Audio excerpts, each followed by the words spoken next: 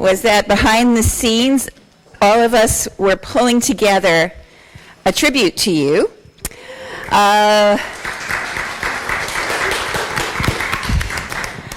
Because you've meant the world to us. You've inspired us all. You've been a mentor for so many of us that I couldn't think of anybody. Well, I actually could think of a few people, but among them, you were one of those for most of us who represents the giant on whose shoulders we're standing. And I'm not any kind of Robert Hooke, but that's the way I think most of us feel. And so what we're going to do is do an alternating reading of a classic piece that has just been written. And it's called, you know you're a teacher librarian who has been influenced by David Loertscher's work, if. And so anybody who wants to alternate the reading with us, come on up. Carol, why don't you get started? All right. You know you've been a teacher librarian who's been influenced by David's work, if. There are no signs of bird units in the school and no bird poop. Feel free, ladies. The Learning Commons is the hub of the school. The furnishings are flexible to accommodate every foreseeable need. His books fill up a large percentage of the professional library. Students are at the center of the decision-making process. Students are viewed as valuable resources, and teachers as learners. You find a way to add participatory learning and transformative skills to every instructional conversation you have. You push, rewind, and play. The word paradigm entered your cognitive thought pattern and is still there via the School Library Journal article you read back in 2000. Well, this must be a Canadian one. I think so. Is this Monica? When the BC ministry rolls out new curriculum with the heading Big Ideas, you keep referring to them as the Big Think. When everyone in my school district refers to the library as Learning Commons, I'll keep going if that's okay. When teachers, students, and parents engage in forums as one, when your kids and all affiliated with your family meetings refer to them as Big Think sessions, when you wake up in the middle of the night with a great idea for a virtual Learning Commons, you suggest to your cocktail party guests to stick around for a Big Think before they leave your home. Go. One of those teacher librarians who has since become a principal shows up at a retirement party for a colleague with a crib into which one of David's books is sealed in a plexiglass-covered false bottom, then proceeds to tell a long, side-busting tale about how the book had transferred hands between two teacher librarians for many long years, and then she picks up a hammer, smashes her daughter's crib to bits, now that the latter is in high school, and hands the book over to the retiree in hopes that it has found its final resting place with her. So I'm going to give you a taste of some of the tributes. We have to move on, I know, but just let me flip through these, and I hope that you'll enjoy reading them on your own. There's some text tributes, as well as some video tributes, and some incredible artwork as well. Here's one. And there's a video there, so we won't have time to play it. For folks who couldn't make it, wanted to share their best wishes with you as well. And there's some of my boss's artwork there. And you'll see a lot of friends who wanted to share their special stories with you. And I want to get to one very special story in a moment.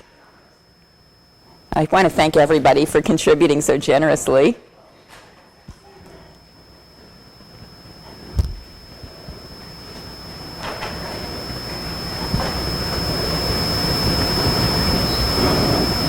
Look, it's...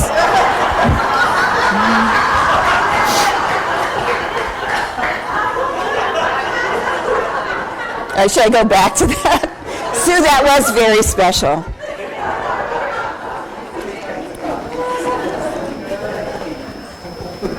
from our hosts.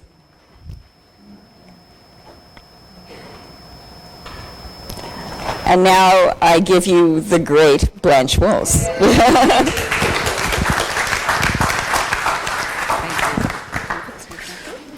In the high and far-off times, a school librarian, oh best beloved, had no doctorate. He had only a bachelor's and a master's degree, and so he came to the mighty Indiana University in 1970 to fix that omission. And there he was, one elephant, a new elephant, among 6 other new doctoral elephants. And it was my pleasure and my privilege to be in that same group of 2 school librarians, 3 academic librarians, and 1 library educator. We studied together for 3 years. We didn't have too many classes together, but we did share 1 photography course with 12 students, 11 men and me. One assignment, David was away, and I took 2 pictures of 2 postage stamps, printed them, and turned them in. David's postage stamp received an A, and mine got a B.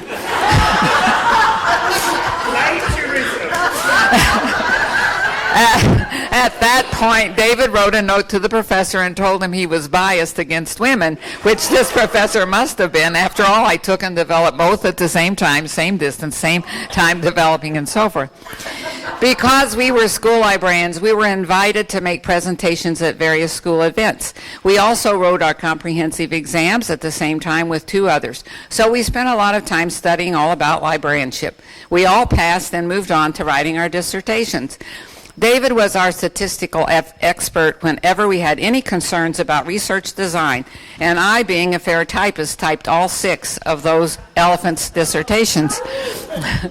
By and by, when the PhD was finished, he followed the edict, go to the banks of the great gray-green, greasy Limpopo River, all set about with fever trees, and teach. And David went to Purdue, and I went to Pittsburgh, leaving me to make my presentations on my own. I really wish I'd had this with me, because I got so lonely in Pittsburgh, and he went from Purdue to Idaho and a ranch. However, if any funding was available from grants written at Pitt, David would come to Pittsburgh and share teaching at institutes, collecting and helping write research studies, and even helping create an evaluation tool for the Iowa Department of Education. He then went to Arkansas, where he was in charge of the program at the University of Arkansas. And there he ran a program and recruited students such as Barbara Stripling, and I learned this morning that there is another person from Arkansas here who was a past president, Cassandra Barnett. So you see, he did raise leaders in Arkansas. We continued to do joint projects. After a short stint at the University of Oklahoma, he accepted a position as editor at Libraries Unlimited. While at LU, he, Phil Turner, and I planned the first Treasure Mountain. When asked why Park City, Utah, the answer was, that's where I was born, in the library. True, the building became a library, but it was originally a hospital. Now you must know and understand, O best beloved, that till that very week and day and hour and minute, school librarians and library educators en masse did not know what it was like to have a research retreat. It was all Dave's, satiable curiosity. David served as president of the American Association of School Librarians and moved to San Jose State University. David suggested I apply for the job of director. My answer was that he should apply for the job and I would take his, and he said I had been teaching school librarians for 25 years and it was his turn. So I became director. What has this Treasure Mountain accomplished?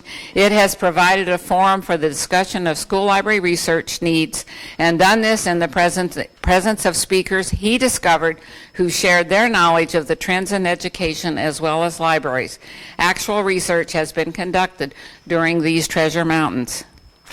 David's realization of the difference in what could happen when transforming the school library into a learning commons has become his mantra. He travels widely espousing this concept. His work with Carroll and Canadian school librarians has allowed this new vision to become a part of their school library standards. Hopefully this won't be lost on the AASL, new library standards. I wish you well as you go home to your own great gray-green, greasy Limpopo rivers, all set about with fever trees.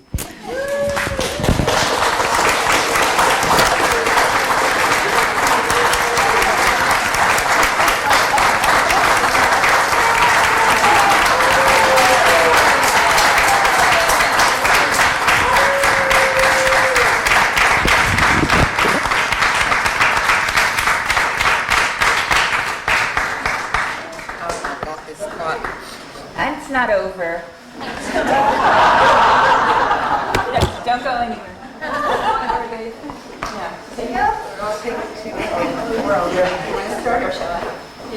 Okay. All right. In a story you may know, a memorable line went, "Pay no attention to that man behind the curtain." Well, we think it's time to pay significant attention to the woman behind the curtain. A woman who has over the years blessed us with her brains, her courage, and her heart. We present to you a tornado in her own right. Dr. Blanche Wills.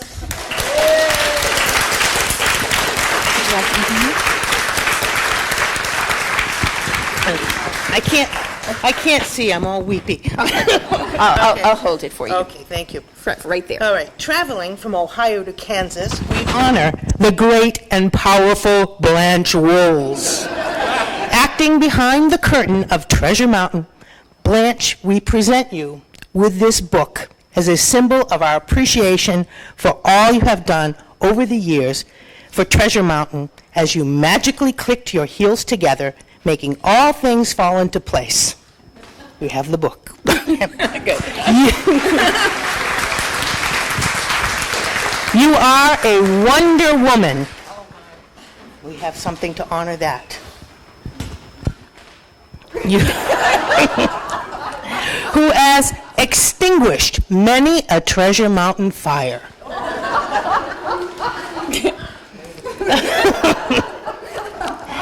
You are a good witch. Casting your spell, assuring everyone that all will be right.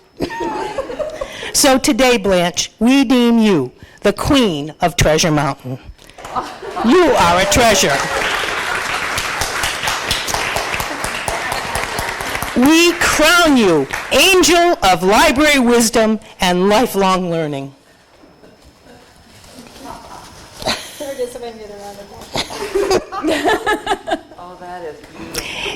We thank you, Blanche, for your years of behind-the-scenes efforts for Treasure Mountain.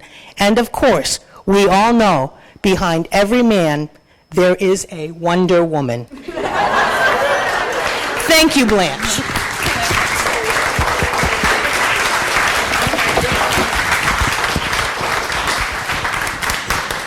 I don't know if anybody, there were an awful lot of people behind this tribute, and I don't know if anybody else wants to share, but I'm grateful for the wisdom and for allowing me for the very first time to present research. But is there anybody else? We have time maybe for two. Anybody want to comment? All your words are collected in these slides. Or David, would you like to say something?